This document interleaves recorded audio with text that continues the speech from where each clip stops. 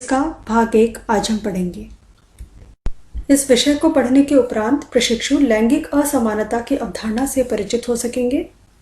प्रशिक्षु लैंगिक असमानता के विविध रूप तथा कारणों से भी परिचित हो सकेंगे।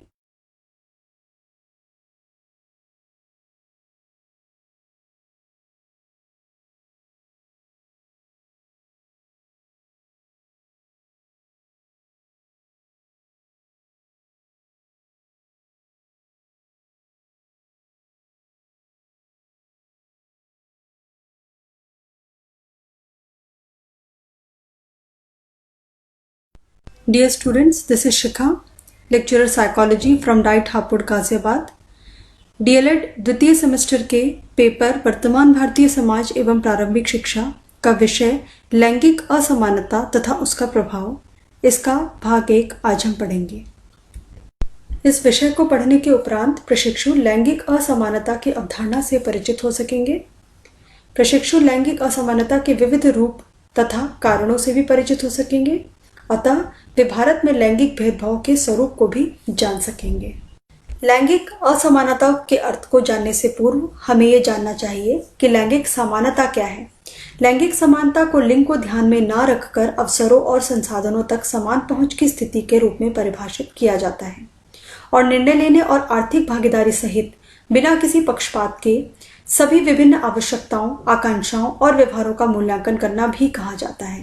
Gender equality is the state of equal ease of access to resources and opportunities regardless of gender, including economic participation and decision making. अभी जैसा कि आप समझ पाए होंगे कि लैंगिक समानता का अर्थ है कि चाहे वो स्त्री हो या वो पुरुष हो, दोनों में कोई भेदभाव न करना, चाहे वो अवसरों के रूप में है या वो संसाधनों के उपयोग के रूप में हो या वो निर्णय लेने का अधिकार हो। किसी भी फॉर्म में एक मेल और एक फीमेल या एक स्त्री और पुरुष दोनों ही हर तरीके से समान होते हैं, उनमें कोई भिन्नता या भेदभाव नहीं किया जाता है। इसे हम कहते हैं लैंगिक समानता। लैंगिक असमानता से आशय एक लिंग की तुलना में दूसरे लिंग के साथ सामाजिक रूप से अधिक अनुकूल या प्रतिकूल व्यवहार करने से है। Gender inequality is the idea that men and women are not equal and that gender affects an individual's living experience. These differences arise from distinctions in biology, psychology and cultural norms. सबसे पहले देखिए, हमें ये समझना बहुत ज़रूरी है कि ऑफ कोर्स एक मेल और फीमेल में अंतर होता है, शारीरिक रूप से अंतर होता है। Biologically they are different, psychologically also they are different, क्योंकि दोनों को सोचने का तरीका भी अलग होता है, क्योंकि दोनों का टेम्परामेंट या प्रवृत्ति में डिफरेंस होता है, अंतर होता है। लेकिन हम जब जेंडर इनइक्वालिटी की बात करते हैं तो हम यहाँ पे साइकोलॉजिकल और बायोलॉजिकल एस्पेक्ट्स को नहीं देखते, हम देखते हैं सामाजिक जो नियम है या समाज की नज़रों में दोनों कैसे अलग हैं एक दूसरे से। यानी समाज उनको एज अ ह्यूमन बीइंग नहीं देखता, एज अ मेल और फीमेल देखता है, एक स्त्री और पुरुष की तरह। और हमारे समाज में जो पुरुष है उनको काफ़ी उच्च स्थान दिया गया है और जो स्त्रियां हैं उनको हीन भावना से देखा जाता है। इसी के कारण दो एक ही परिस्थिति में जो मेल है वो अलग तरीके से महसूस करता है और जो फीमेल है वो अलग तरीके से महसूस करती है। क्यों? क्योंकि समाज ने उनको ऐसा महसूस करवाया है। समाज ने पुरुषों को ज़्यादा अधिकार दिए हैं और स्त्रियों को ऐसा मानते हैं कि उनको हर चीज़ का इतना अधिकार नहीं है।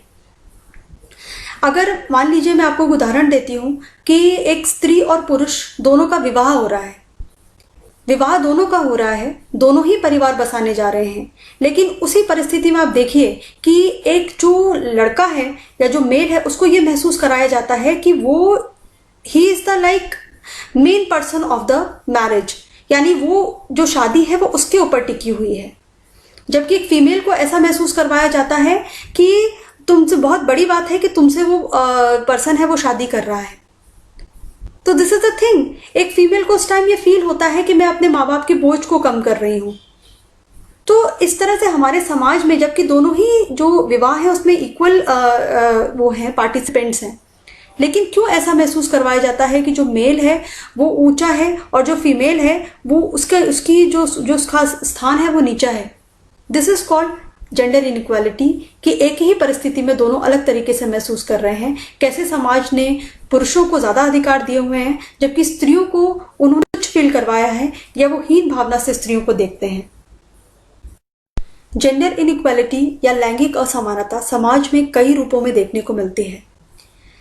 जैसे अगर मौलिक सुविधा की बात करें, शिक्षा है, स्वास्थ्य है, पोषण है या कपड़े हैं, आप देखेंगे कि परिवार में एक लड़के और लड़की में सबसे पहले लड़कों को ये मौलिक सुविधाएं मुहैया कराई जाती हैं। इसके अलावा अवसर की असमानता भी होती है। अगर पेरेंट्स के पास इतने पैसे नहीं हैं कि वो अपने बेटा या बेटी दोनों को ही उच्च शिक्षा प्रदान कर सकें, तो वो सबसे पहले यही निर्णय लेते हैं कि वो उच्च शिक्षा के लिए अपने बेटे को भेजेंगे, क्योंकि उनको लगता है कि बेटियां तो जितना पढ़ ली उतना ही काफ़ी है। इसके अलावा व्यवसायिक असमानता है। कितने सारे व्यवसाय या रोजगार ऐसे हैं जिसमें स्त्रियों को वो पद या स्थान नहीं दिया जाता जो पुरुषों के लिए है। इसके अलावा बहुत सारे व्यवसाय या रोजगार ऐसे हैं जिसमें स्त्रियों को इंक्लूड नहीं किया जाता, जैसे कि सेना में बहुत सारी ऐसी पोजीशंस हैं या सेना में बहुत सारे ऐसे कार्य हैं जिनमें स्त्रियां अप्लाई तक भी नहीं कर सकती हैं। इसके अलावा स्वामित्व असमानता भी है। अगर संपत्ति की बात आती है तो सबसे पहले ये माना जाता है कि पुरुषों में ही वो क्षमता है कि वो किसी संपत्ति को संभाल सकें, स्त्रियों के अंदर इतनी क्षमता नहीं है या ये उनका क्षेत्र ही नहीं है या संपत्ति सिर्फ पुरुषों के लिए बनाई गई है। इस तरह से कई सारे और भी क्षेत्र हैं जिसमें स्त्रियों के साथ या स्त्री और पुरुष के बीच में असमानता हमें देखने को मिलती है। लैंगिक असमानता के रूप में घरेलू असमानता भी देखने को मिलती है, जिसमें असंतुलित श्रम विभाजन, जिसमें गृह कार्य स्त्री तथा बाहर का कार्य पुरुष का माना जाता है।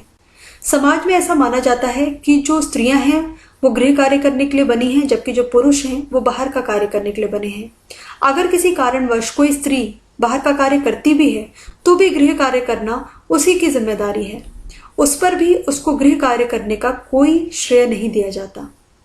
प्रसूति असमानता भी देखने को मिलती है।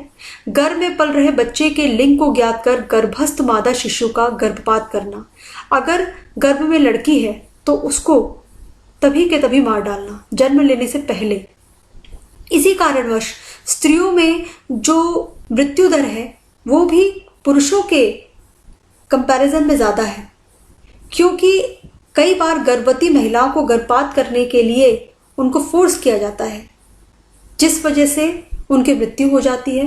इसके अलावा जो बच्चियां हैं उनके स्वास्थ्य की तरफ ध्यान नहीं दिया जाता, उनको पोषण कम मिलता है, जरूरत पड़ने पे उनको डॉक्टर की सलाह नहीं दिलवाई जाती है, जिसकी वजह से उनका मृत्यु दर उच्च होता है और उनका जो स्वास्थ्य है वो जनरली या आमतौर पर पुरुषों के कंपैरिजन में खराब रहता है। भारत में लैंगिक भेदभाव। भारत एक पुरुष प्रधान एवं पितृसत्तात्मक समाज है, जहां सभी क्षेत्रों में लैंगिक असमानता स्पष्ट रूप से देखी जा सकती है। जैसे लैंगिक भेदभाव के रूप में भारतीय समाज में पुरुष की प्रधानता तथा स्त्री के अवमूल्यन का स्वरूप अत्यंत कठोर है। इसके अनुसार पुत्र मुक्तिदाता, बुढ़ापे का सहारा तथा घर की पूंजी समझा जाता है। पुत्री का जन्म एक दायित्व तथा कर्ज के रूप में माना जाता है, इसलिए जन्म से ही भेदभाव शुरू हो जाता है। इनके लालन पालन के तौर तरीके बिल्कुल अलग हैं। उनकी शिक्षा, संस्कार, भावी जीवन की तैयारियां भी अलग अलग होती हैं। हमारे समाज में ऐसा माना जाता है कि लड़का तो मुक्तिदाता है, बुढ़ापे का सहारा है, घर की पूंजी है, इसीलिए उसके स्वास्थ्य और उसकी शिक्षा पर ज्यादा ध्यान देना आवश्यक है। जबकि जो लड़कियां हैं या बेटियां हैं उनको तो पराए घर चले जाना है, इसीलिए उनके स्वास्थ्य या शिक्षा पर ध्यान देकर क्या होगा। इसीलिए जो अभिभावक होते हैं या जो पालक होते हैं वो लड़कों के पालन पोषण पर, उनकी शिक्षा पर अधिक ध्यान देते हैं और लड़कियों की ओर उतना ध्यान नहीं देते, जिससे यहीं से पुरुषों और स्त्रियों के बीच लिंग भेद शुरू हो जाता है, घर से ही। भारत में लैंगिक भेदभाव के रूप में शिक्षा की असमानता भी देखने को मिलती है। स्त्रियों में शिक्षा तथा साक्षरता की दर पुरुषों की तुलना में कम है। उच्च शिक्षा की दर तो और भी कम है। इसके अतिरिक्त प्राथमिक और माध्यमिक स्तर पर लड़कियों की पढ़ाई बीच में छोड़ देने की दर ऊंची है, क्योंकि उन्हें घरेलू कामकाज में सहायता देनी पड़ती है, छोटे भाई बहन को देखना पड़ता है। अंतिम रूप में उनकी शिक्षा का पाठ्यक्रम भी स्त्री जीवन की वास्तविकता से कोसों दूर होता है। जो स्त्रियां हैं या जो बेटियां हैं, उनकी जो साक्षरता दर है वो पुरुषों या लड़कों के कंपैरिजन में बहुत कम है। इसके अलावा जो बेटियां हैं, अगर वो पढ़ती भी हैं तो अक्सर माध्यमिक स्तर तक आते आते उनको अपनी पढ़ाई बीच में ही छोड़नी पड़ती है, चाहे वो घर में कामकाजी सहायता देने की वजह से हो या अपने भाई बहनों की देखभाल करने की वजह से हो। इसके अलावा जो हमारा जो पाठ्यक्रम है या जो हमारे विषय होते हैं उसमें भी ऐसा कुछ नहीं होता जहाँ पर स्त्रियों को एजुकेट या उनको शिक्षा प्राप्त करने के लिए कहीं प्रेरित किया गया हो, या उनके वास्तविक जीवन से, या हमारे पाठ्यक्रम में कई बार ऐसा होता है कि जो कोई स्पेसिफिक प्रोफेशन है उसमें लड़कों का नाम ही डाला जाता है। क्यों नहीं वहाँ पर लड़कियों का नाम दिया जाता है? कई सारे खेल ऐसे हैं, कई सारे काम ऐसे हैं जहां आप लड़कों की जगह पर लड़कियों का नाम डाल सकते हो, जिससे लड़कियां क्या हो, प्रेरित हो सकती हैं। तो हमारा जो पाठ्यक्रम होता है कई बार वो भी स्त्री जीवन की वास्तविकता से बहुत दूर होता है।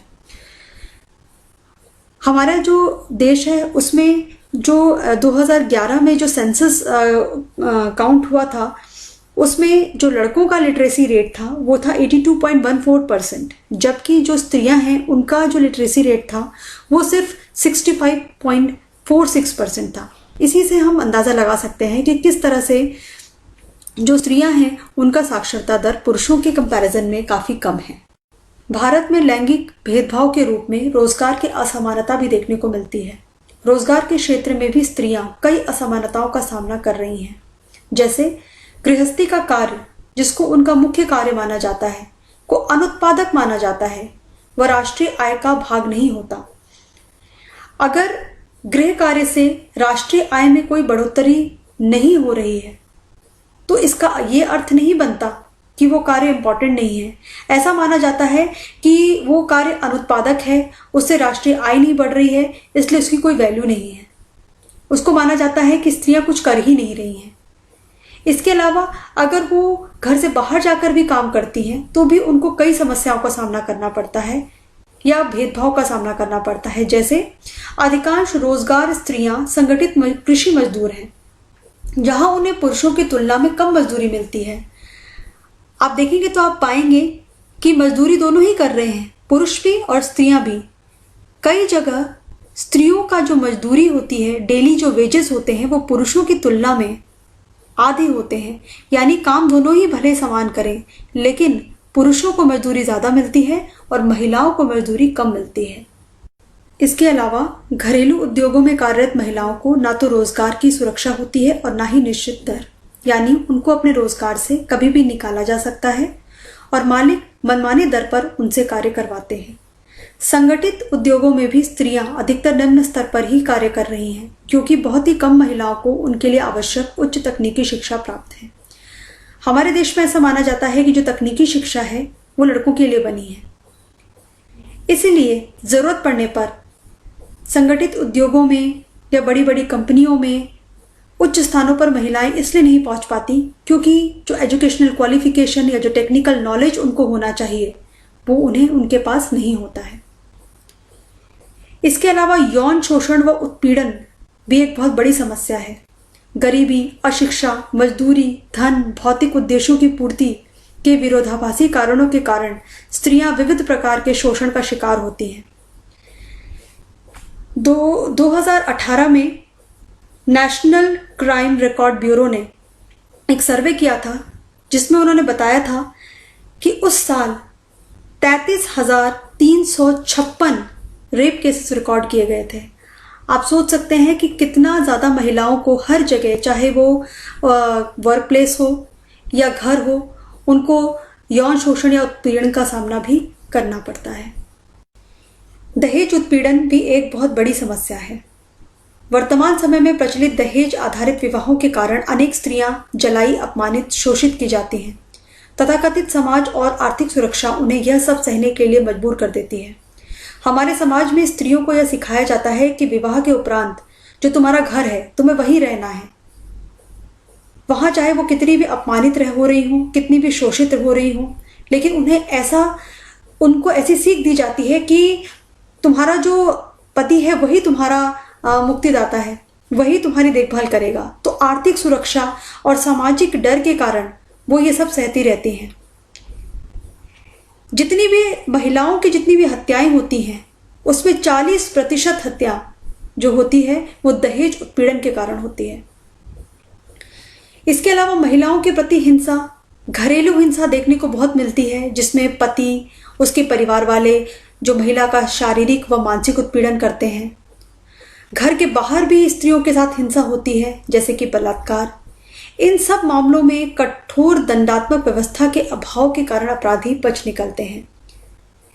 बहुत सारे ऐसे केसेस होते हैं जिसमें अगर जो महिलाएं हैं वो अगर केसेस की या अपने साथ हुई दुर्घटना की रिपोर्ट भी करती हैं तो भी उसके ऊपर कोई सख्त एक्शन या कठोर कदम नहीं उठाए जाते हैं, जिसके कारण ये हिंसा या उत्पीड़न लगातार चलता रहता है। स्वास्थ्य पोषण संबंधी असमानता। स्त्रियों में स्वास्थ्य तथा कुपोषण भारी समस्या है। सामाजिक भेदभाव के चलते बचपन से ही उन्हें कम पौष्टिक भोजन मिलता है और वे स्वयं भी अपने शरीर की रक्षा तथा स्वास्थ्य पर कम ध्यान देती हैं। सामाजिक पूर्वाग्रहों के चलते जनसंख्या नियंत्रण उपायों का अधिकतम प्रयोग महिलाओं पर होने के कारण उनका स्वास्थ्य परिदृश्य और भी भयावह हो गया है। हमारे समाज में बचपन से ही ऐसा माना जाता है कि स्त्रियों को उतना पोषण देने की ज़रूरत नहीं है, क्योंकि ऐसा माना जाता है कि वो समाज के लिए इतनी इम्पॉर्टेंट नहीं है या वो समाज में इतना ज़्यादा कंट्रीब्यूट नहीं करती हैं जितना कि पुरुष करते हैं। इसके अलावा कुछ उनको इस तरह से पालन पोषण भी उनका इस तरह से होता है कि उनके अंदर भी कुछ हार्डीनेस के ट्रेट डेवलप हो जाते हैं। हार्डीनेस मतलब उनको ऐसा लगता है कि मेरे अंदर बहुत सहन शक्ति है। जैसे एक माँ एक बच्ची को ये कहती हुए पाई जाती है कि तुम लड़की हो, तुम्हें जो शारीरिक कष्ट है या पेन सहना आना चाहिए, क्योंकि आगे तुम्हें बच्चे पैदा करने हैं। तो इस तरीके से महिला का एक मेंटल मेकअप या उसका पालन पोषण किया जाता है कि उसको लगता है कि मुझे डॉक्टर के पास जाने की ज़रूरत नहीं है या मैं कम भोजन में भी अपना काम चला लूँगी। इसके अलावा जनसंख्या नियंत्रण के भी सारे उपाय महिलाओं पर ही ज़्यादातर उनको अपनाने पड़ते हैं। तो इसके कारण क्या हो रहा है? इसके कारण जो महिलाएं हैं उनका स्वास्थ्य का जो उनका अच्छे स्वास्थ्य का जो उनका दर है वो लगातार गिरता जा रहा है। और ये हम सब जानते हैं कि अगर माँ या महिला स्वस्थ नहीं होगी तो आने वाली जनरेशन भी कभी स्वस्थ नहीं हो सकती है। इसीलिए महिलाओं के स्वास्थ्य पर ध्यान देना अति आवश्यक है। भारत में लैंगिक असमानता की जड़ें काफ़ी गहरी हैं। इस असमानता का इतिहास प्राचीन युग से ही देखा जा सकता है। आज़ादी के बाद संवैधानिक प्रावधानों तथा सरकारी प्रयासों के बावजूद यह असमानता अब भी बरकरार है। अर्थव्यवस्था के क्षेत्र में भारत भले ही तेजी से बढ़ रहा हो, लेकिन यहाँ लैंगिक असमानता का स्तर अब भी दयनीय है। अतः शिक्षा द्वारा समाज एवं संवेदनशीलता का विकास किया जा सकता है। हमारे भारत में लैंगिक असमानता बहुत पुराने समय से चली आ रही है। इससे जूझना या इसका निराकरण करना इतना आसान नहीं है, लेकिन शिक्षा के द्वारा लोगों के अंदर संवेदनशीलता विकसित की जा सकती है। उनकी मनोवृत्ति या उनके एटीट्यूड को चेंज किया जा सकता है, जिससे लैंगिक भेदभाव बहुत हद तक खत्म किया जा सकता है। शिक्षा इसमें कैसे एक महत्वपूर्ण रोल प्ले कर सकती है, ये हम अगले विषय में पढ़ेंगे। धन्यवाद।